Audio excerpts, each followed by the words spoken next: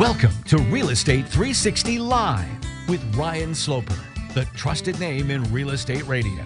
Now, here's Ryan Sloper.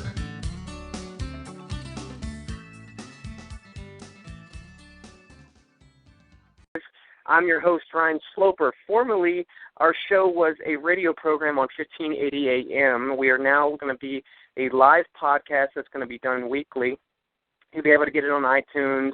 We'll have it posted up on the website at realestate360live.com, and it'll be on YouTube and a bunch of other places. But we wanted to get back to you guys. We've kind of been out of the loop for a little while, just going through some changes with CBS and whatnot. We just decided that this would be a more appropriate forum and to make it more accessible to people across the country. Just to give you guys an idea of what we talk about every week, Real Estate 360 is designed to not just, talk about, okay, what our house price is going up or down, but, what's going on overall in the economy that can affect real estate, interest rates, the Federal Reserve, what effects that the decisions that they have on the economy, because right now and for the last couple of years, that's what's really been driving real estate is artificial manipulation of these markets.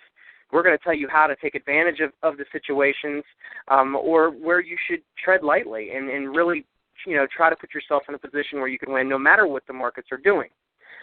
Joining me on the call today, and he'll be one of our featured guests throughout our every week, is Louis Camerosano. Louis is a former school teacher, a former attorney, and a former general manager of a major real estate portal. Louis began his professional career as a school teacher and a district reading specialist in the Bronx, New York. Louis also studied law and economics at the Fordham University School of Law, where he was associate editor of the Fordham Law Review. Louis began his career at Kravis, Swain & Moore, was a partner in the London and Paris offices of the law firm Couder Brothers. More recently, Louis was European General Counsel and Senior Corporate Counsel at Homestore.com, now Move.com, from 2001 to 2003, and is the General Manager of HomeGain from 2006 to 2013. Louis was a regular guest on my radio show, Real Estate 360, for 2 years, and you can listen to more of our shows on YouTube and also on Louis's new blog, which is smoggled.com. That's SMAULGLD.com. Louis, welcome to the program. It's great to have you on. Thanks for having me, Ryan. How have you been? I've been well. I know you've been busy traveling across country from California back over to the East Coast. How has all your traveling been recently? It's very tiring to do traveling, but, it has to be done. And we're here now in New Hampshire, all the way from San Francisco, from one Bay Area to the next. Definitely a different ball game, right? Oh, yeah. From California. I mean, clear across the country, West Coast versus East Coast mentality is a little bit different, I would imagine. I haven't encountered it yet, but I'm familiar with both. Well, Louis, it's great for us to actually, this will be our first show, this first live podcast, but it's great to be back talking with you. I mean, you and I have talked, for years now, kind of about what's going on the macro scale, what's kind of driving real estate, what hurts real estate, and things to kind of look out for the future of real estate. And, your blog, you have weekly blog posts about, what's going on in the economy and how that can affect things. But, I wanted to jump right in. Obviously, we've had a significant uptick in interest rates. What are your thoughts overall on what you see transpiring with the Federal Reserve? Where do you think, is this kind of what we had predicted before? Obviously, interest rates, naturally, we're going to have to come back up at some point in time. Do you think that we finally have hit that point in time where there's no turning back? What are your thoughts? Well, Ryan, you and I have been discussing the Federal Reserve's quantitative easing program, and we've watched kind of in horror as to the size and the scope of these purchases that the Fed makes of mortgage-backed securities and U.S. Treasuries and the massive scale in which they buy them. And the initial reaction that many observers had, and you and I had, was, well, this is going to cause inflation. And it didn't really seem to cause price inflation. And it also didn't really seem to move the stock market. It didn't seem to move the housing market. It didn't really seem to do anything except, buy a lot of mortgage-backed securities and treasuries.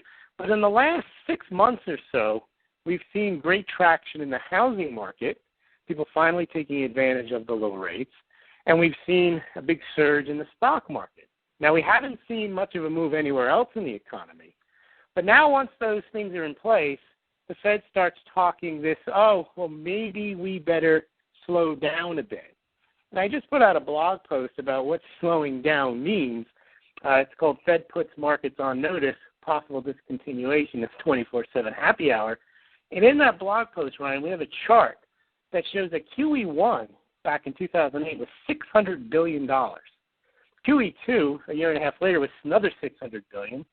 QE3 was $480 billion. And then this continuation of QE3 announced back in September of 2012 was an $85 billion a month program, which annualizes over $1 trillion. And now they're talking maybe in the next few months, they might taper that back down to $65 billion, which would still be a $780 billion a year program.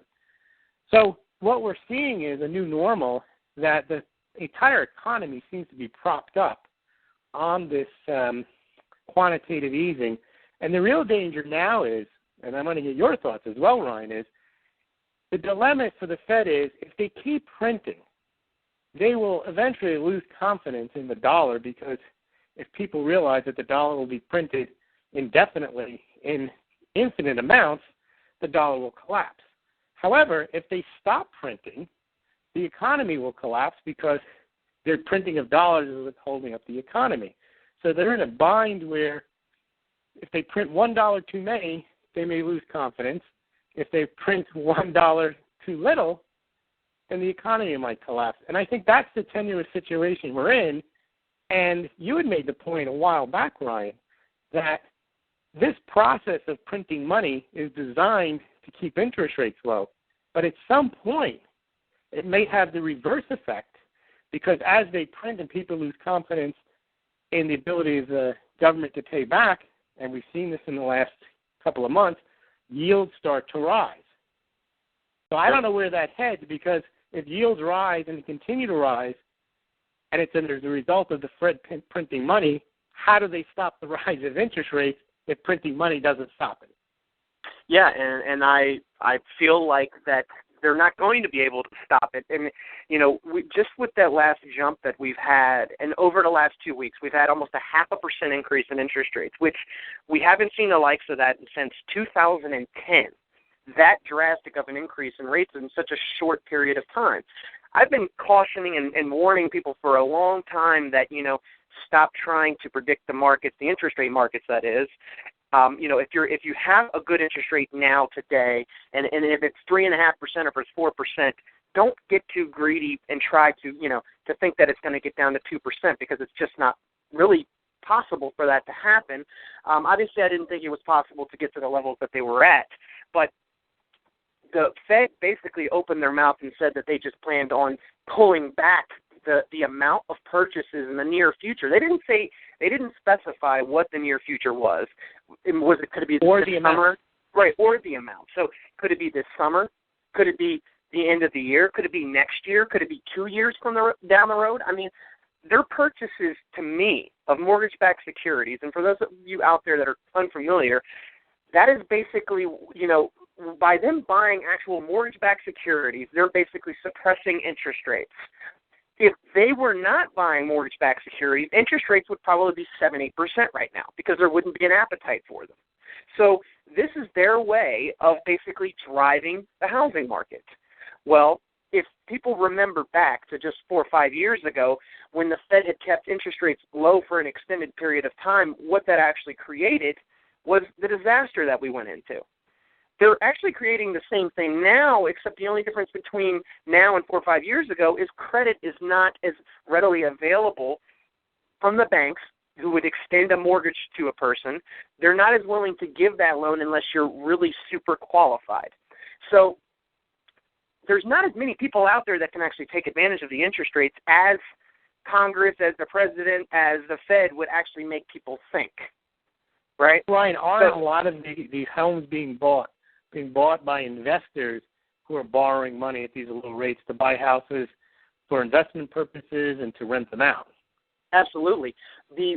Some of the largest transactions that are taking place right now are from institutional investors, hedge funds like BlackRock that have, $100, $200, $300 million.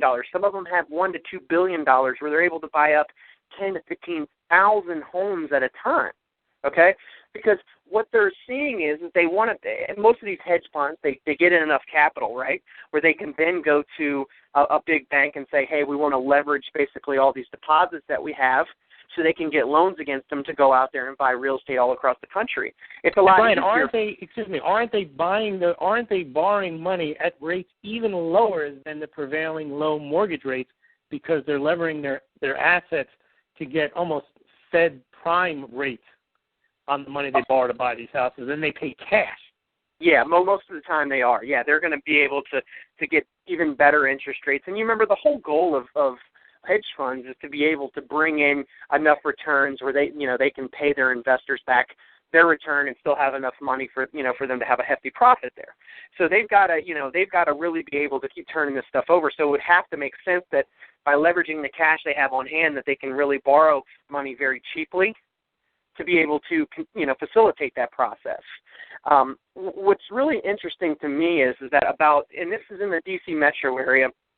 For those of you who are not familiar with the program, I live in the D.C. metro area, so I'm very familiar with Virginia, Maryland, D.C., which is one of the most booming places in the country for real estate right now. We've seen 10 to 15% increases just in the last year in many locations. But what I think is really interesting is that, we've had these increases mainly due to low supply and low interest rates. Well, it's still not fixing the problem of there's still many people with even the gain in property values that we've had. We still have not taken those people that were so far underwater that we've been able to get them out of the situation. It hasn't changed. So, I don't know how long this rally is going to stay where people are able to take advantage of 4% interest rates. Like we've seen that slide up 0.5% just in the last week or two. Chances are that the more that the Fed keeps opening their mouth and saying, that there's a chance that we're pulling back, and I think the only reason that they're doing that, Lewis, is to kind of put that optimism back in the market that things are getting better. Because otherwise, it really doesn't make any sense for them to say stuff like that. Because it makes sense for the optimism, but it also makes sense so that the markets don't think that the Fed is going to print forever and undermine confidence in the dollar. So they have to kind of indicate that they might stop. I don't think they will stop, and I think if they do stop, it'll be in the form of a taper, which means they'll continue. But at least it'll put the perception in people's minds that, as you say, the economy is getting better, and, hey, we're not going to print forever. We're going to take the training wheels off at some point. Oh, absolutely. And, but that point may be much further in the future than people are thinking right now. I'm saying definitely, could be 3 years down the line. It's not going to happen anytime soon. So the question is now is okay, so interest rates have gone up. Are they going to come back down? I don't think so. I think that this is the new range that we just hit here.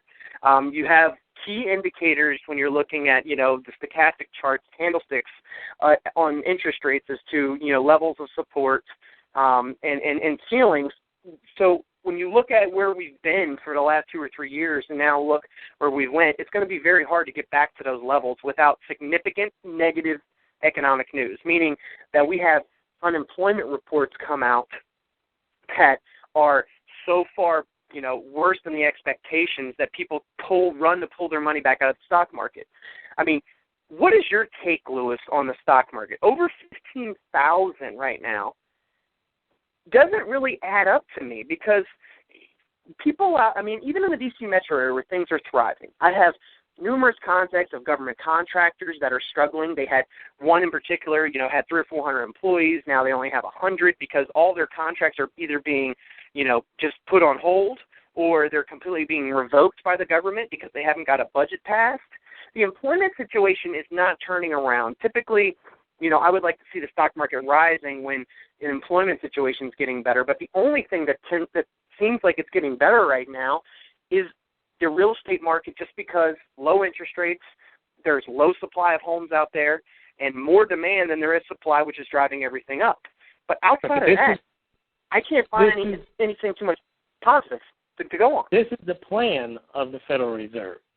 They cannot, and they know that the tools are limited, that money printing and quantitative easing, monetary policy cannot actually fix the economy. But they're doing their best. What they're trying to do is they're saying we can create a wealth effect. We can't create jobs.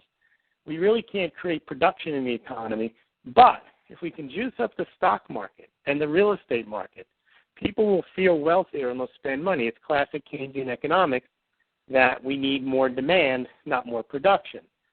So it only works to a certain point. Now, the stock market is higher because the interest rates are low. Where else are you going to put your money? So you put it into the stock market. And the stock market is only high, not just because of the excess liquidity going into the stock market, Ryan, but also because companies have access to borrow money cheaply so they can buy their stock back, which brings the supply of stock down, and therefore you get rising stock prices because many companies are buying their stock back. Now, there are people who are saying, well, but this isn't a stock market bubble because PE ratios are relatively tame. They're about 16, 17. But that's also because when you buy stock back, you bring in the number of shares out, so it makes the PE look lower. And if you really look at the underlying companies in the S&P, most of them are doing well in terms of earnings, not just because of stock buyback, but because of cost cutting, not because of massive revenue growth. So that can only go on for so long. Right. So the stock market is not as healthy as it seems. It's really overpriced. And again, it's being juiced by the low interest rate environment. As those rates climb, obviously the stock market will go down. And similarly, real estate, what you might see in the next 6 months is kind of a crack-up boom where there's this rush of people to try to get mortgages before rates go higher. Yeah. And then they just continue and they get higher and higher. And then at some point, you don't want to jump on that bandwagon because if rates get higher, home prices will come back down. And that's the biggest danger the Fed has right now is interest rates getting out of hand, going up, chopping off the stock market and the real estate market, and then they have no tools left because that's what's really creating whatever recovery there is in the economy is this artificially created wealth through stock market and real estate appreciation. Yeah, and the Fed being the lender of last resort, the last thing that they can have happen is interest rates go from 4 to 7%. And because if that were to happen, we are basically facing Armageddon at that point because there's nothing that's going to move the economy at all. Stock market would plunge, interest rates would rise, home sales would basically tail off. Because there's not, I keep waiting, and I had said this, probably about a year ago that I'm waiting for some more private money to come into the mortgage world, right? For there to be some private investors that come out with, a stated income loan for self-employed borrowers where, if they got 20, 25% of their own money, they'll lend to them at 6% because I think that that's a great market to be in because I think people, if they had the ability to do that, would do that right now. But there's so much regulation going on in the mortgage market right now that nobody wants to even step foot into it.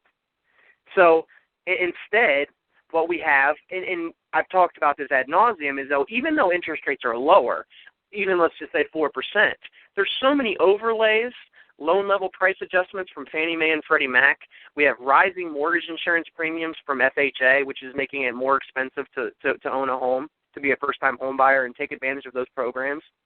So, if interest rates weren't low and we still had all these loan-level price adjustments and higher mortgage insurance premiums, really an FHA loan at 4% is like getting almost like close to a 6% loan because that's how expensive the mortgage insurance is.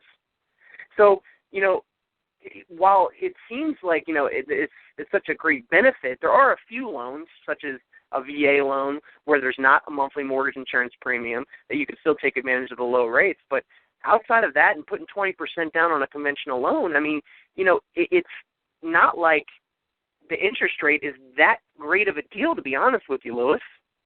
Because right, you sent me a note. You sent me a note the other day that if interest rates do get higher, you mentioned that then you're going to get the return of the arm. Absolutely. And if you remember the last time that we went through this market where adjustable rate mortgages for 3-year, 5-year, 7-year adjustable rate mortgages were really low in the 2 and the 3% range, do you remember what happened when all those arms came to reset? When they reset was when everybody ran out of equity in their home and they got into negative positions and were not able to refinance. Well, this is history repeating itself all over again because you and I too, which is crazy. Right, and as you and I both know, interest rates don't have any choice really but to go further up. It doesn't make sense. I feel like interest rates should be in a realistic market closer to 6%, and I don't want to see these huge jumps in appreciation of home prices. From 1 year it's at 200, next year it's up to 250,000. It's just not. It's not a healthy market. It's not. Right. And I just left San Francisco where there was a 26% increase year over year in housing prices, which is absurd. That ridiculous. Whenever you have those type of massive jumps, you know that there's a correction coming, which is the same way that I feel about the stock market. Stock market's due for a massive correction. Who's probably going to be the one that loses their tail? It's probably all the the retirees that have taken their nest eggs because they couldn't get enough interest in their bank accounts, that they were forced to put their money into the stock market, and only to maybe 6 months to a year from now find out that they might be losing everything all over again. And that gives the Fed or the government the ability to say, look, we need to have mandatory retirement accounts and help us out. It'd be like a bail-in where you then are required to buy U.S. Treasuries because they're safe. And look what happens when you put your money in the stock market. You can't tell. It goes up, it goes down. What if it's down when you're ready to retire? Give the money to us. We'll have it in a retirement account for you. You'll have U.S. Treasuries, less safety. And that's where the missing buyer will come from, because right now the Fed basically buys 70, 90% of all the U.S. Treasuries. Who's going to buy them when the Fed stops buying them? Now, what's absurd about a mandatory, just as an aside, a mandatory retirement account is, don't we already have that with Social Security? Right. So now all of a sudden we have to save even more on top of that, because it's become common knowledge that for most people that are under 50, 60 years old, you're not going to get it. Yeah. Now you have to make other plans, and just putting it in the stock market, where that might be too risky.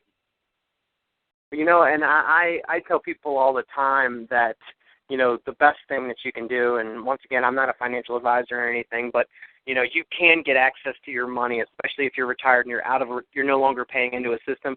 You can get control of your money and do a self-directed IRA where you can dictate where your money goes. But to me, right now, where we're at, I don't want anybody telling me where my money has to go. I especially don't want to be in U.S. Treasuries. I don't want to be there. I don't want to be in, things that are propped up to, that's got the stock market propped up to 15,000. I don't want to be in those type of things. I mean, I still feel like, I'm sure you feel the same way, gold and silver are still very safe plays right now. And I feel like getting in control of your money is one of the smartest things that you could do right now. I know plenty of investors right now that are actually taking their retirement accounts, flipping them over to self-directed IRAs where they have control. They're going and buying, whether it's real estate or whatever it is. When the dollar does start to collapse, and guys, I'm saying this because it's inevitably going to happen. I just can't tell you the timeline of when it's going to happen. But everything that they're doing, from the manipulation of interest rates to manipulation of the amount of money that they're printing and not printing, but it's still, money's still hitting these banks' balance sheets and they're not lending it out to people. At some point, I really feel like, our currency is going to be on a crash course. And I don't know what's going to happen. We're going to have to probably, at some point, our currency might convert and be tied to something else.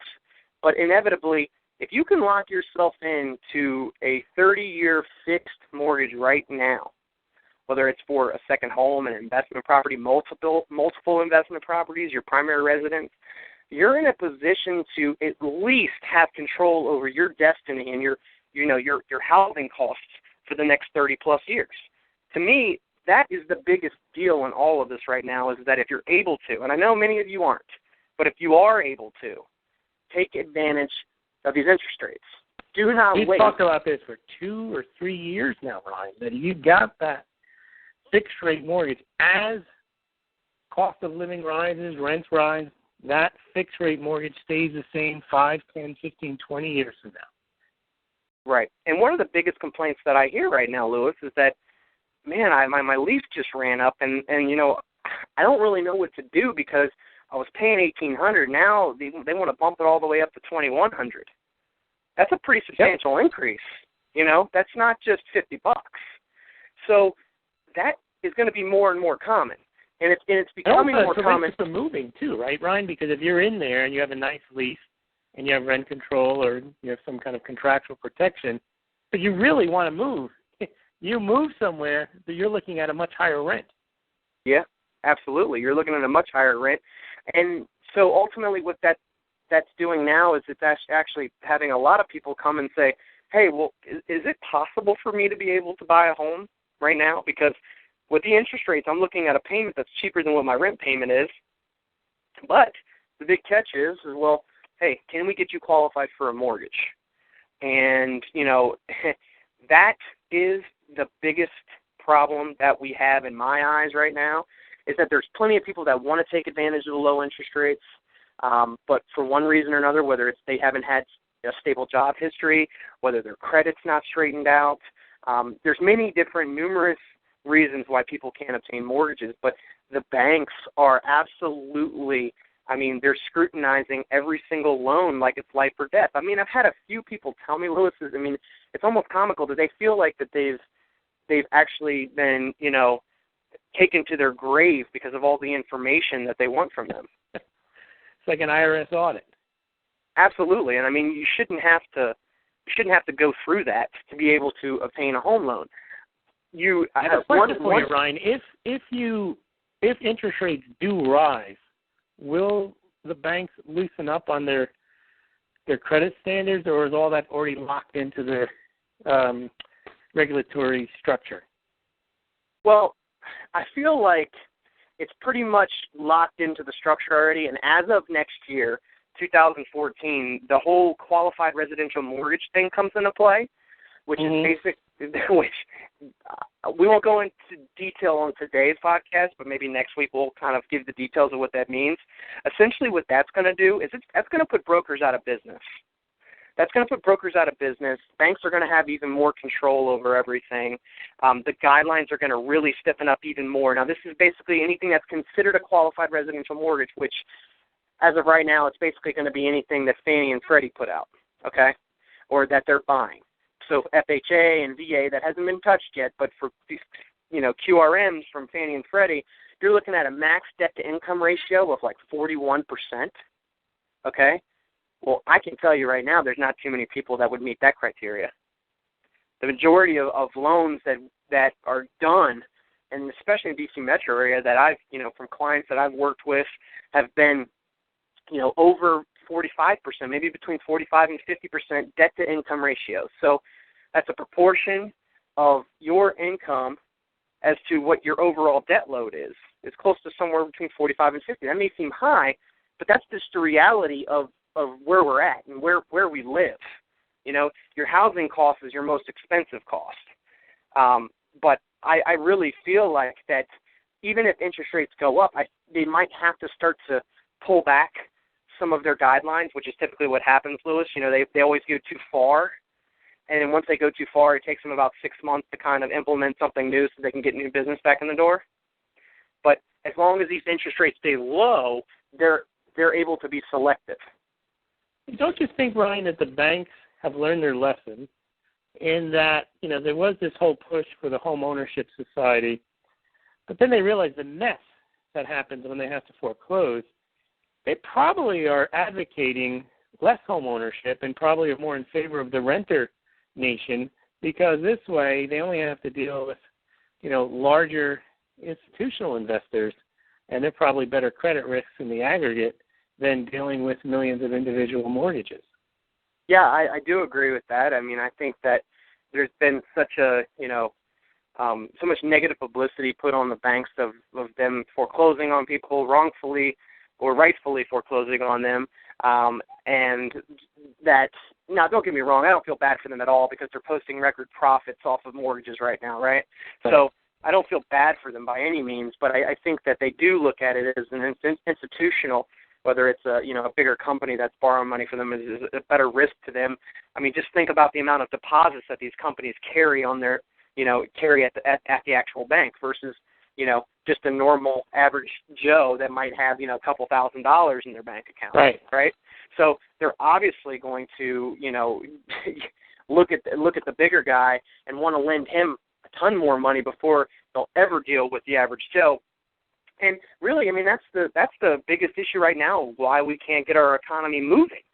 Why the employment situation is not getting better is because there's plenty of entrepreneurs out there. There's plenty of small businesses that want to take it to the next level, but they don't have access to the capital. It seems that with the large companies, it also creates almost a too big to fail situation again, because if more mortgages are held in mega, companies that are buying the properties, if they go under, then you create even bigger systemic risk. And it's the same thing. You cannot count on the large companies to generate employment growth. Historically, most job creation happens at the 50 and under employee companies, the growth companies, and they're the ones who really need to drive the economy. Yeah, and I mean, I can tell you probably 3 or 4 companies that I know of right now that are just in the midst of, their government contractors, and a few other smaller companies that are just in need of some sort of bridge loan to get them through, the uncertainty of what's going on right now, and they would probably come out fine on the other side. And instead, they're completely downsizing their offices. And when I see this stuff happening, but I still see all the stuff, looking at stock markets, looking how everything's propped up, they're saying the unemployment's not getting worse. It's much worse. It's much worse than they will ever tell you. I really think that the average work week is down. People are taking part-time jobs, and the amount of non-farm labor growth, it's 170,000, 175,000 a month. Most of them are in the services industry, bars and restaurants. And even that's not growing at a great pace, and it's been at that same rate for a few years now. Right. But here's the one point I want to ask you, or question I want to ask you. We discussed what the impact of higher interest rates, Ryan, would be on the housing market and on the stock market. But what about on the United States government? We're already in a situation where we owe too much money, and that's restricting, not that I'm worried about it, but that's restricting growth of the government sector, which does create some jobs and does also provide employment in the D.C. metro area through government contracts. Well, what happens when the interest rates rise and the United States has to pay those rates to service its debt? We're in big trouble. We're in big trouble, which is why I feel like the Fed's going to make a concerted effort to not let that happen. And they don't have to say that they're going to be the backstop for the U.S. government, but they are. And but they already are. Exactly. They're whether we have $85 billion in mortgage-backed securities right now that they're purchasing per month, or whether that goes to 60 or whether that goes to $150 billion a month, they'll do whatever's necessary because they don't have a choice. The government apparently is the only. Do you think? Let me ask you a question. Do you think, given the choice of printing too much or printing too little, what would the government do? Oh, they'll always print too much. Not the government. What would the Fed do? The Fed will always print too much. Correct. I agree with that. So there's no possible way that you're just going to allow, if they can print their way out of a problem, even if it creates a bigger problem, they will. Yeah, absolutely. Because you and I talked, it's a lot. Nobody wants to see the pain happen, right? They don't want to acknowledge that you actually have to go through some pain to come out and have some thriving times, like back all the way in the Great Depression. I mean, you and I said that it would almost be smarter to just go ahead and take the 2 or 3 years of pain and to come out on the other side. But as long as you take that pain in a way in which there's non-intervention and you allow the market to sort itself out. But people in government will never, ever say, well, we're not going to do anything. We're going to let the market take. And also people in general want somebody to do something, and they think that politicians or bankers somehow can figure out how to fix the economy when their interests are not aligned with making the economy work. Their interests are aligned with either getting reelected by promising something for nothing or by making money by directing the economy in a way that's going to get them money. Oh, absolutely. And, for many of you out there that could be listening to this podcast right now that are saying to yourself, well, much of what you guys are saying seems like everything is doom and gloom. I'm not saying that, short term that you're necessarily going to feel this, because I don't know your individual situations. But what I am saying is that, the stock market is way too high and has no business being there. The unemployment rate is terrible right now. People can't make much money in their savings account because banks aren't paying them any interest. It's very hard to get home loans. This is not an economy that's conducive for business. It's not an economy that's really conducive for people buying homes. 30% of all transactions right now of real estate transactions are cash buyers. 30%. That's an astronomical number. That tells me more than I need to know. It's really telling me that the people that are out there that are taking advantage of buying are people with a ton of money, not your, you know what I mean? Not your average person out there that's looking to buy their first home. It's just not them. It is odd that the Keynesian economists generally, and people that side with Keynesian economists, are generally against the wealthy. But yet these policies are designed, it's obvious, to help the wealthy by giving them access to credit so they can take advantage. The people who get the money first are the ones that come out ahead in an inflationary environment. It's the person at the end who goes to buy bread when bread has gone up 50% that's hurt the most. It's the person in the middle class who can't buy a house because he doesn't have access to the same credit that the wealthy have. And that's the irony of Keynesian economics. It doesn't help. It's designed to help, or they think it's designed to help the average person. It doesn't. Yeah, well, isn't it interesting that, all the big banks, Bank of America, all the big banks that basically we bailed out, right? The taxpayers bailed them out. They got these loans. They basically were able to borrow money from the Fed at next to nothing, and they turned their entire company around, they were all on the verge of bankruptcy because they had nothing but just negative balance sheets. They were bailed out. Now they're turning around their billion-dollar companies again. But now we have people that are suffering, individuals that I'm talking about, that go through bankruptcy. They can't get another loan for 4 to 5 years most of the time, right? Too big to fail. How can they ever turn their life around? Fail. I mean, too small to bail, right? Exactly. Too big to fail. I'm sorry. Let me say that again. Too big to fail and too small to bail. Yep. That's what the situation these people are in. Yeah, and it's sad. It really is sad because, the majority of people that watch your news or read the newspaper or looking on the internet, and you're looking at key indicators. But, part of what our show is about is kind of, taking all the information that's out there and actually telling you what's going on. And right now, I'm telling you that things aren't as good as everybody's making you think they are. But if you are in positions where you're able to take advantage of low interest rates, then you must do so, because you're putting yourself in a position where you're at least, like I said, protecting yourself from future inflation. Locking in your home ownership costs for the next 30 years at rates. Remember, I don't care if it's 3%, 4%, 5%. They're all great interest rates. Okay, they're all great. And I always tell people when they ask me whether, hey, do you think I should lock in or do you think I should wait?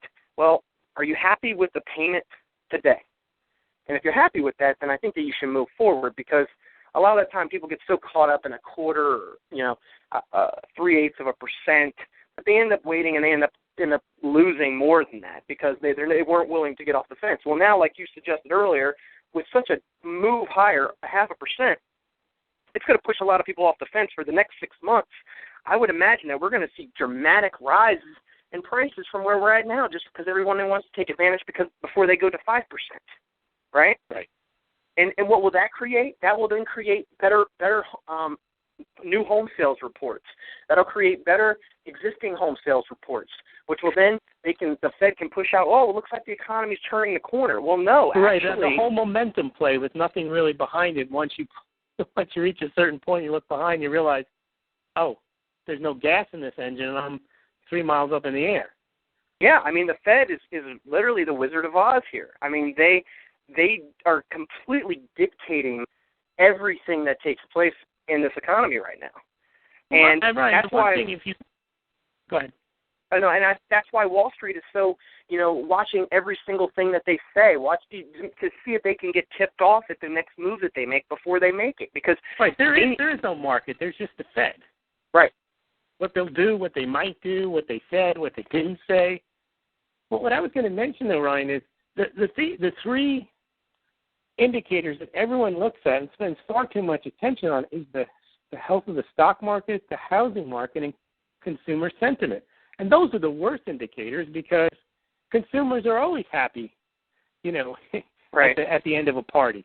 They're always happy. In 1929, consumer sentiment was at the height. The stock market was roaring. Those are the worst things to look at, but those are the things that the Fed wants to do. So you know what? Those are the only things they really can impact. But they have impacted in a very positive way the real estate market, the stock market, and now consumer sentiment.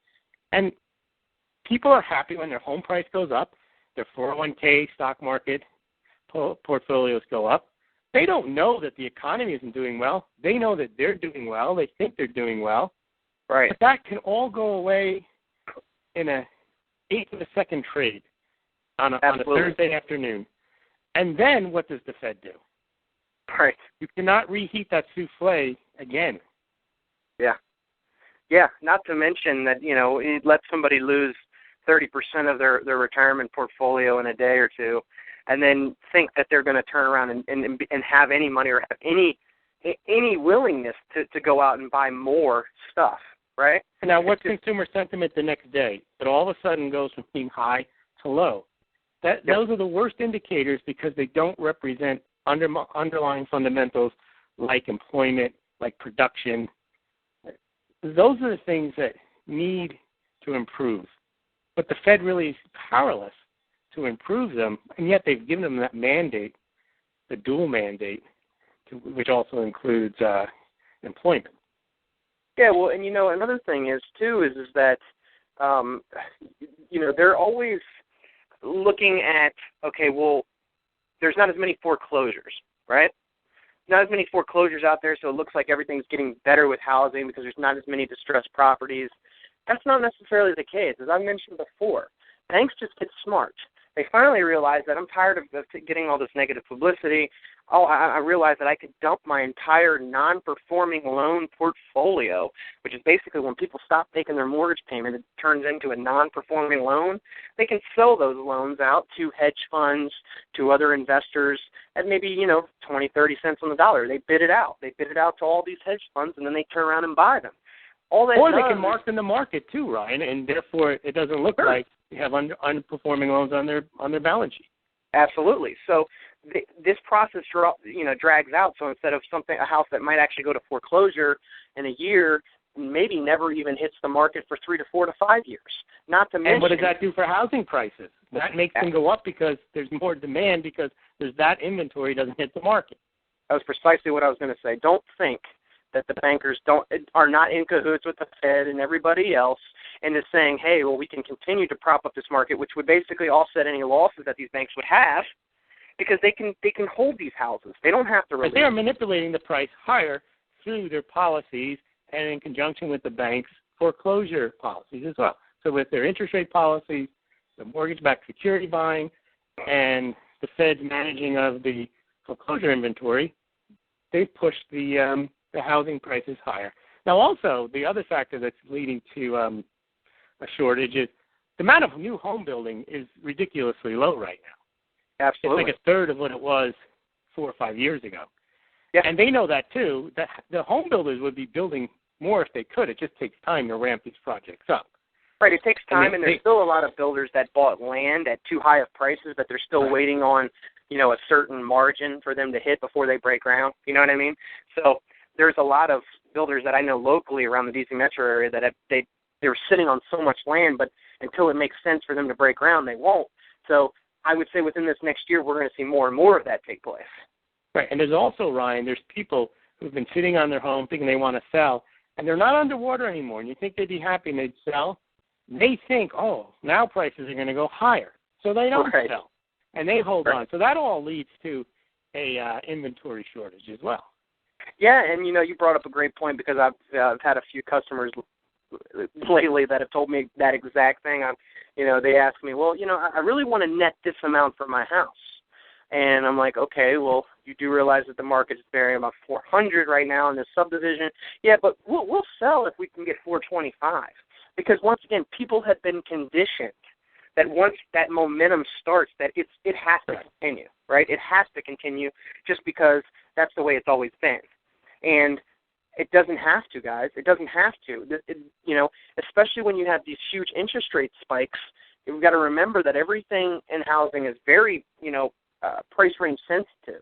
So I'm actually seeing the middle ground, Lewis, is actually the one that is stalling the most. So, like, let's say the $200,000 to $300,000 price range is moving really, really fast. But let's say the $300,000 to $500,000 is not moving near as fast as I thought it would. But then the $500,000 to $700,000 is moving again. So why is that? I'm trying to figure it out. I really think that it's the middle class are really being pushed down a little bit further. You know what I mean?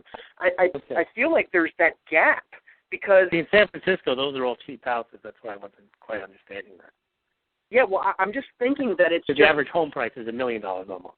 Exactly, but that's why I'm trying to stay in the DC metro area because, like, if you're only buying like a $200,000 house, your payment is, very cheaper than what you could rent for. You know what I mean? But then once you get into that next level, it's kind of there's not as much appetite as I would like to see. Now, obviously, in certain areas, there's always going to be a huge demand for houses, but I'm just talking overall. Once you get up into the higher bracket, these people that were ready to sell their house because they just wanted to get out of their negative equity situation to buy their dream home, and they do have the jobs and credit to be able to do so, they are taking advantage of that right now. But I do think that it's a big problem that people think that this is just going to continue on with interest rates being, manipulated lower, and they're probably here to stay somewhere. My projection is that interest rates are going to hover now, probably between 4 to 5%, probably not get up to 5%, but between 4.5, 4.75 for over the next year or so. And I think that that's fine. I mean, I think it's perfectly fine for interest rates to be there. But I don't want people to think that it's okay that you bank on your house appreciating, because this is the whole thing that we talked about for many years, Lewis, where it's stop, looking at your house just for the fact that you want to buy it because it's going to go up in value, right? You want to be able to buy that house to secure your long-term housing cost. Your house I view a house as an expense and as an asset, not as an investment. And what I mean by it's an asset in that you have to take care of it. It might appreciate, it might not. It probably only appreciate if employment stays good, interest rates are low, you take care of it. But it's an expense in that you do have to take care of it, and you have to spend money on it. And I did a blog post saying that gold and real estate are not investments, they're assets. And what confuses people is just because they go up, they think they're investments. But a home is not an investment. A rental property is. An investment is something where you do something, or the owner of the asset does something to create income. So you invest in rental property, you own a home, you invest in a taxi, you own a car. A car is an asset, it's not an investment, any different than a home is. Now, gold is also just an asset. It doesn't do anything. It doesn't produce income. It's only gone up, not because it does anything. It's only gone up because the supply of gold has stayed relatively constant versus the dollar, which it's pegged against. So gold isn't even an asset, and gold isn't even an investment. It's an asset that sits there like a lump, as Warren Buffett says, doesn't produce income. All it does is it holds its value against the dollar. And similarly, a home can do the same thing. If you take care of it, it's in the right neighborhood, and interest rates are good, and the neighborhood stays fine. But you're not supposed to make 20% a year in your home other than in a speculative environment. It's supposed to be an asset in which you need to keep your expenses in line, because it's an expense you have to make. You need to live somewhere. So if it's cheaper to live in a home rather than rent a home, by all means, it's a great thing to do. It's a great asset to own, not necessarily an investment. Well, I agree with you 100%, and I think that what happens is short-term memory that many people have, that it's like, well, I do remember, 5 years ago when we were able to just keep refinancing every year and pull out more equity. Now, we haven't gotten to that situation quite yet, but I think that it is easy to replay in your mind that, once you get that forward momentum of prices moving up, that's likely to continue for some time. Now, that's what happened with the gold people. They bought in the last couple of years. They thought it was going up, and the minute it stopped going up, they viewed it as an investment. They said, well, my investment in gold isn't going up, and they sold it. And most of them didn't own gold. They owned the ETFs, which is treated as kind of an investment, as a trading opportunity. Right. That's different. Gold is an asset that you hold and own, just like a home or a car. It's not something you trade as a paper item. Yeah, I agree. And, one of the questions that I've been getting lately, Louis, is that, okay, so I understand that, interest rates are low and I want to take advantage of these interest rates now. I'm looking to buy a property, but here's the problem that I'm having. I'm going up against 10 contracts on every single property. There's multiple offers on everything that we're writing on, and we're unable to secure a home. We've been looking for 6 to 9 months, and we can't get anything to go through. And what they're doing is they're looking for insights from me as to what they can possibly do to make their contract stronger, to have a better chance to get that contract ratified. So, if you guys are in that particular situation, you can always go to my site, realestate360live.com, realestate360live.com. There's an Ask a Question button on the right-hand side. Just click that. Send me your information. I'd be glad to get back to you. But, the reality is right now, Louis, is that there's more buyers out there that are looking for the same home than I've seen in a long time because the inventory is just really low. So what can you do to make your offer more attractive is really what people want to know. And one of the first questions that I get is, should I waive the appraisal contingency? Now, isn't that an interesting one, Louis? Because that's one of the big things that happened 5-6 years ago. Right. Was everybody was willing to pay cash above and beyond. I met an appraiser at one of my listings the other day, because I always do that. I always make sure that I meet the appraiser at the house, because chances are they might not be familiar with the area, even though they were sent out there to do that job. I like to always make sure that they're legit. You know what I mean? They're not coming from Maryland to appraise a property in Virginia that they don't really have any idea of what's going on. So meet the appraiser out there, kind of start, have conversation with her, about what's going on in the markets. And it's just really interesting that she's like, yeah, well, I feel like the markets are almost back where they were 5-6 years ago. She had one of the first questions she asked me, well, did you have multiple contracts right away? And I said, well, I did have a couple contracts come in. And she said, well, okay. This particular appraiser was also a real estate agent at one point in time, so she was pretty, familiar with the comps and everything like that. But she said that the lending really depends. The lender is one of the most critical components of a deal. If you're working with a local lender, because a local lender will send out an appraiser that probably knows the area very well, versus if you're doing with a national bank like or somebody like that, they might send out some random person that doesn't have any idea. Well, she was telling me specifically she won't work for the larger banks because they her appraisal, make her change it, versus a local lender, she hits a value, they don't question anything. Okay? So in finding this out, this is an important piece, because when you're writing your offer, I think it is an important component to potentially be working with a local lender, right? Because you're less apt to have problems. Appraisal problems are pretty big right now because every time a house sells, the next person on the block wants to raise theirs up by $5,000-$10,000 more. So working with a local lender is a critical piece. But should you pay cash above and beyond that appraised value?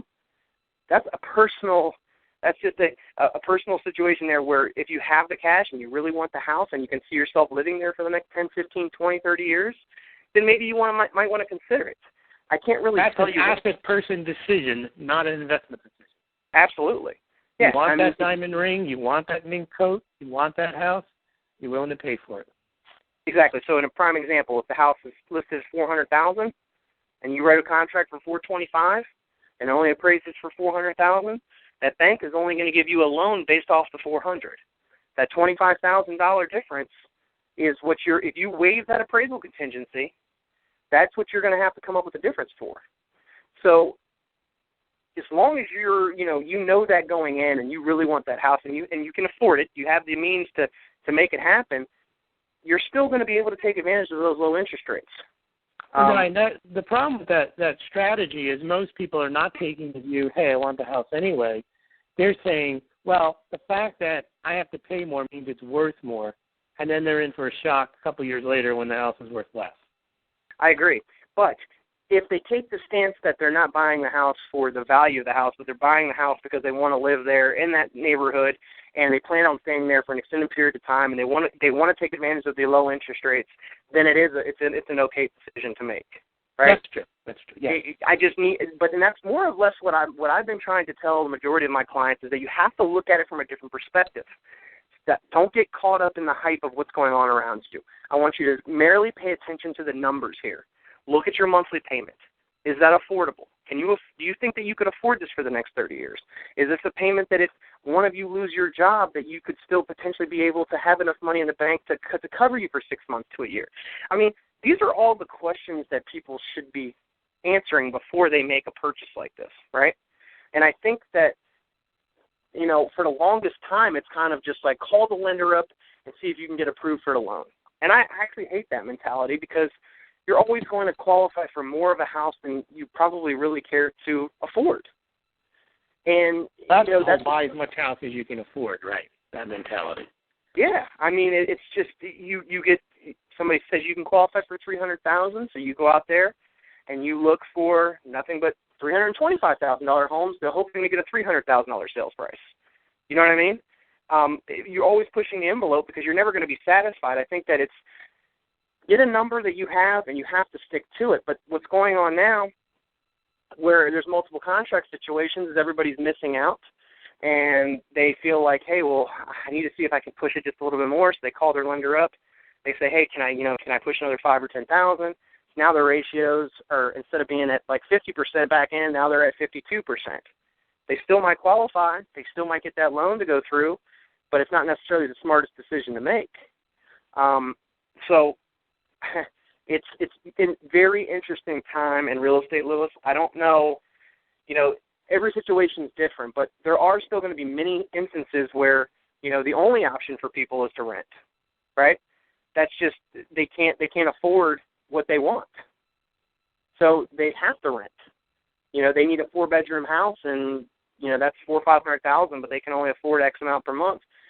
They have to rent. But the sad part about, that is that eventually those rent prices are going to go up to where they can't afford those either. Right. So, what do you do in that situation, Louis? I mean, it's like, you're stuck between a rock and a hard place. You're trying to plan for your future, and unfortunately, if you're renting, the landlord is the one that dictates the terms. So the best advice that I can give is to try and, get your future planning started right now. Don't wait a year, 2 years down the line from when you think you're going to buy. Start now so you can figure out how much of a down payment you need to save up. Where do you need to get your credit scores? Do you have your job situation nailed down? Do you have consistent history for, at least 2 years? Get all those things nailed down so when that time comes, you're going to be in a position to take advantage of the low interest rates. That's about all you can do. You take care of all those things, and even if at the end of that you still can't qualify for a mortgage and you've got your credit in good shape, you're still going to be able to put yourself in a better financial position to take care of getting auto loans at lower interest rates, getting a credit card at a lower interest rate. There's still, benefits of doing it. Never hurts to have your financial house in order. No, and one of the things that we like to do, like once every week or two, is give some credit tips. So I wanted to give a credit tip this week as well. This week is a tip on tax liens. Okay, so many people know that, if tax liens go on your credit report, that they just assume that they're going to stay there for 7 years. Well, the IRS has recently changed their rules. Basically, unpaid tax liens can stay on the client's credit report forever, but as of February 24th of this year, the IRS changed the rules, and one can request the removal of a paid tax lien from a credit report.